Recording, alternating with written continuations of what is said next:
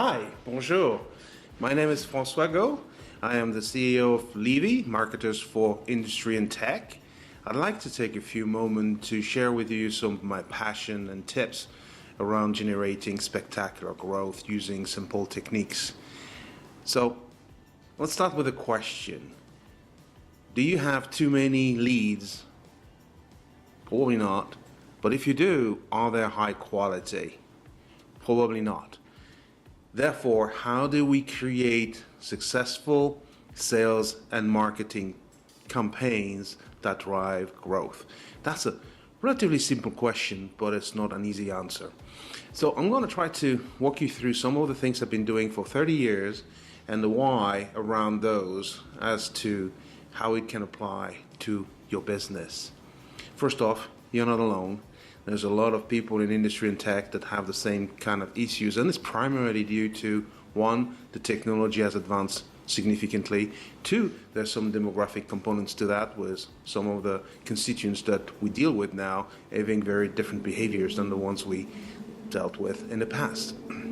So without further ado, let me share with you a very simple construct that has 6 steps. The first one is what we call market mapping. The idea is to force rank your markets, your products, your solutions, your services, your channels into 3 to 5 areas you can make a difference in. Most of your competitors and yourself know how to play in your segments. You have a product, you have people, you know how to sell. Products have some specifications and features people want, etc. and etc. But that doesn't mean you necessarily win. And that's where we come in, and we'll look very deeply into your differentiators and trying to identify where we can make a difference. And sometimes it's an area we haven't thought of. So market mapping, identify where you win and where you can play, of course. And then that's where you put your sales resources. If you've identified an area that you think strategically is important, but they don't know who we are, this is where we put our marketing dollars. Why would you market to people that already know you? This is called brand maintenance. You still have to have a bit of this, but that's not where you put all your dollars. You want to put your dollars where you think it's important that they found you and they recognize that there may be a value for you. So that's market mapping in a nutshell. The second step, which is more traditional, is persona identification in those 3 to 5 sectors. I call them identifying where they go, get their inspiration. I call these area, could be a media, channel, trade show, trade association, journals, whatever, is where do we go to get our ideas? And sometimes it's places that you haven't thought about. And how do we reach to those people so we can create emotions and have them start the customer journey to identify that they might be interested in working with us? Once we got those personas, those markets identified, step 3 is creating what we call an hybrid plan between inbound marketing and outbound marketing. We try and explain what's the difference between inbound and outbound. Outbound is when you're driving on the highway, you're opening a magazine, and then you see an ad, and then it creates what we call an impression. Doesn't necessarily drive you to an intent, but that's outbound. So it's casting a wide net in, and then you have many people looking at this, and it creates impression, but it doesn't really drive content. This is important, and we still recommend to do a bit of it. But the techniques that I've employed now for the past almost a decade is called inbound marketing. Inbound marketing is the idea of establishing a thought leader position in one of those segments. AKA, I am expert in doing this for my customers better than XYZ and ABC because, and I drive this sort of results for my clients.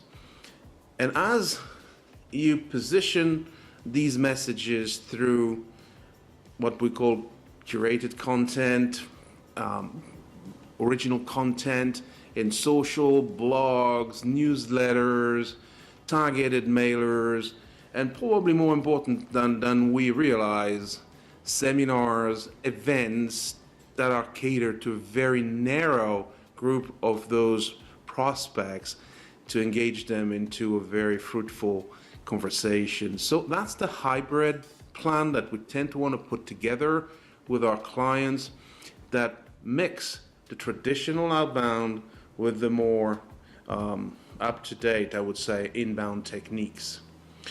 That being said, it brings me to point 4. It's called marketing automation. Marketing automation is a suite of tools that we use to actually position content in the right place at the right time, measuring impact, changing wordings, adjusting timing. There's so much that we have to do to reach the people in the time, in the place, in the areas, in the channels, in the medias that they want to be touched at, that the human component is rapidly overwhelmed. So we implement what we call marketing automation, creating workflow.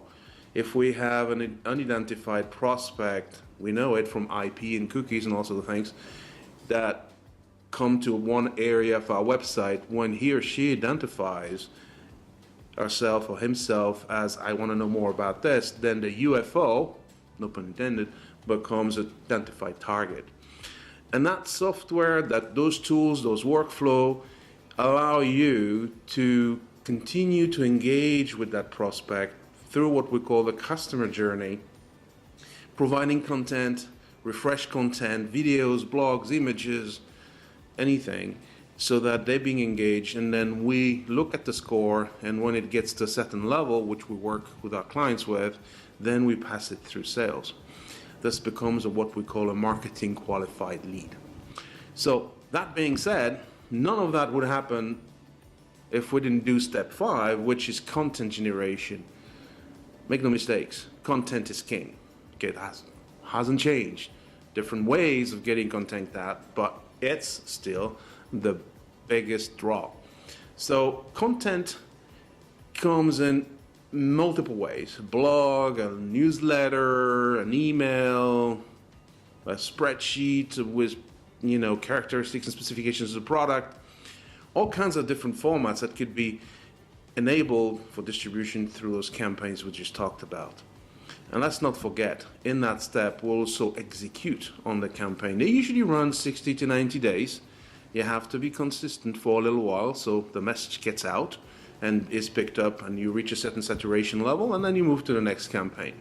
Okay, that's how it works. And we monitor, which is step 6, when we monitor and adjust as required almost daily with the software and the tools we have to make sure that we address and we get the results that we need.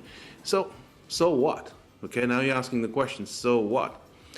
Well, in my career and with several of our clients so far, we've demonstrated that we can generate up to 7 times more leads in less than 6 months.